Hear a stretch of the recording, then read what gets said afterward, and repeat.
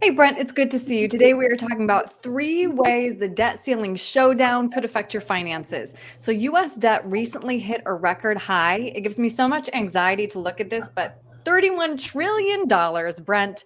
So, now Congress will have to vote whether to raise the debt limit again, fueling fears of default, which could have enormous consequences on the US economy, global stability, and our finances. So, let's talk through what's going on first. What is the debt ceiling? Yeah, first I'll agree that if that doesn't cause anxiety, I don't know what does. Right. But essentially, the government has to, one, approve spending, and then two, approve the debt that they will incur. And so they get together periodically when they reach that debt ceiling, and they have to renegotiate how much they will allow to be borrowed moving forward. Okay.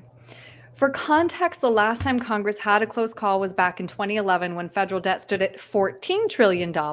Before defaulting, Congress reached a deal, but not before the market dropped 14% in 4 weeks. So, should people consider leaving the market now ahead of that volatility? Yeah, good question. So 14 trillion at the time seemed like so much, and now we're already more than doubled that. So good question. Yes, the market could see some volatility from this. It will dominate the headlines for weeks or months. It will be the big story, and it will drive markets. But as quickly as that 14 percentage drop in 2011, it actually came back just as quick. So this chart does a good job of showing that even though in the moment it feels like the end of the world, when you look at things long term, which is what we always recommend, it's really just a blip on the radar. Hmm. All right, second point here, Brent. Let's talk about defaulting, which could push interest rates higher, drastically affecting the cost of borrowing. So, what if I had planned on making a big purchase this year? Yeah, good question. So interest rates have gone up, as we all know, over the last 12 months. And so we're already paying more to service debt. So anytime you make that big ticket price or big ticket purchase, rather, you're already paying more on that. If they were to default and interest rates go up even further, that would be more of a burden on Americans. And so we're asking people, one, do you really need to make a large purchase? Can you go ahead and kick that rock down the road a little bit? Or even better, do you have cash on hand where you can make that purchase and not pay any interest on that? So it's really going to depend on a case to case scenario to see what's the best thing to do. Hmm.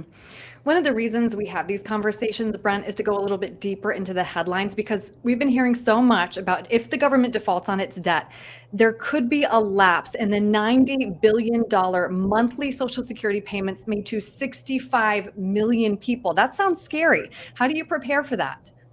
So we don't personally feel that there's actually going to be a default because Right. if you tick off 65 million voters, there's no way quicker to get out of office than to do that. And like I've said to many people in the past, any politician who touches Social Security gets voted out of office if they do it in the negative.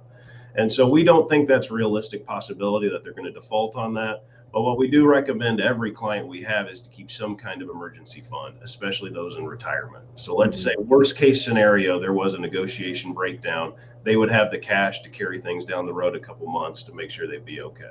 But Right. we have no expectation that there's going to be a default on that stuff. And I'm really glad that you're pointing that out because, of course, this whole conversation is predicated on that.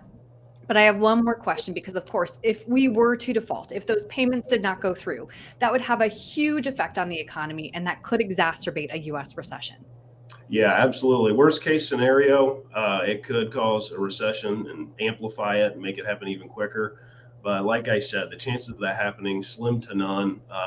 This is a formality. The politicians have already approved spending. They just got to get together and actually work together for once and get this thing pushed through. And we hope that they will. Hmm. Okay, Brent, that being said, if somebody is feeling a little bit anxious right now about what they're reading in these headlines and would like to talk this through with you, what's the best way to reach you? Yeah, call the office at 614-430-8383, and Becca will get you on one of our calendars, or you can go to our website at www.young-wm.com. We are here All to right. help. Brent, thank you. Thank you.